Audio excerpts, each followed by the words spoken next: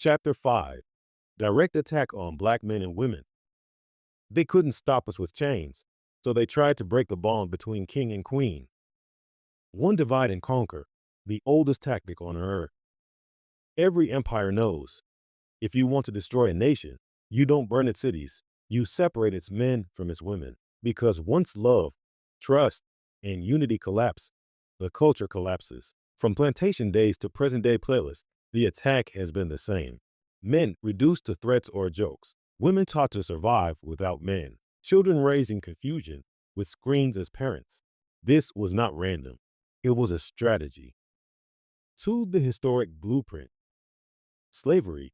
Men were stripped of protection roles. Families sold apart to stop loyalty and resistance. Sharecropping and Jim Crow. Black labor depended on white approval. Men criminalized, women underpaid. Welfare policies 1950s-70s. Government checks required the father to be absent from the home. COINTELPRO 1960s-80s. FBI operations infiltrated movements, spreading mistrust between black men and women leaders. Modern media. TV and film replaced our real story with caricatures. Angry black woman. Deadbeat black manual. When the black man doubts his woman and the black woman doubts her man. The nation has no backbone. 3. The new weapon. Culture programming. They studied our rhythm and weaponized it. Music, fashion, film, and social media became Trojan horses.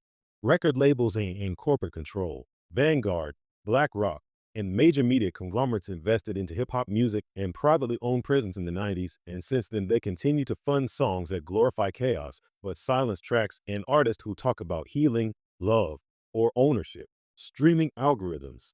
They reward violence, sex, and ego over unity or intelligence. Influencer culture. Clicks now equal currency. So the more outrageous, divided, or disrespectful a message is, the more it gets boosted. The real currency is your attention. The key is to keep us divided and distracted. The result, we entertain our own destruction while billion-dollar companies collect royalties off our confusion. 4. How the dopamine machine targets relationships. The same dopamine manipulation that hooks us to junk food and scrolling also reshapes how we love. Apps are designed to keep us seeking attention instead of building connection. When your brain is addicted to short bursts of validation, likes, comments, lust, you lose patience for real intimacy. That's why so many people can't hold eye contact but can text all night. They're chemically rewired for temporary emotion instead of permanent bond. And when your chemistry is weak from polluted food, sleep deprivation, and overstimulation, it's easier for the algorithm to control you. It's science plus strategy equals separation.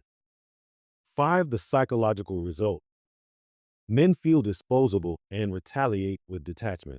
Women feel more protected by the white man's system and overcompensate with hyper-independence. Children absorb both wounds and repeat the pattern. That's why black women are statistically the most unmarried group in America. Not because we're broken, but because we've been engineered apart.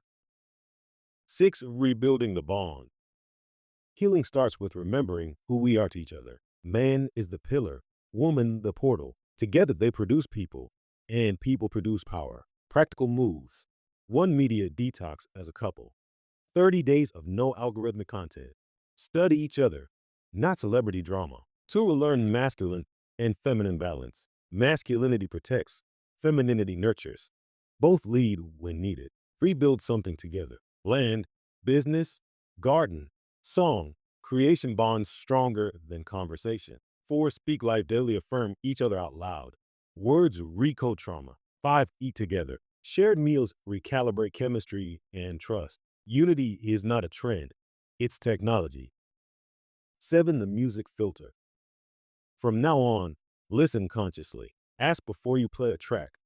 Does this song build or break us? If it glorifies violence toward our own, sexual chaos, or disrespect toward black women or men, understand that's not culture. That's colonization with a beat. We can still party, dance, and express, but the new wave must hit while it hits. Let the rhythm serve the revolution, not the algorithm. 8. Economic unity as romance. Love as an economy. Partnership should produce prosperity. When couples invest, create, and save together, they anchor stability for generations.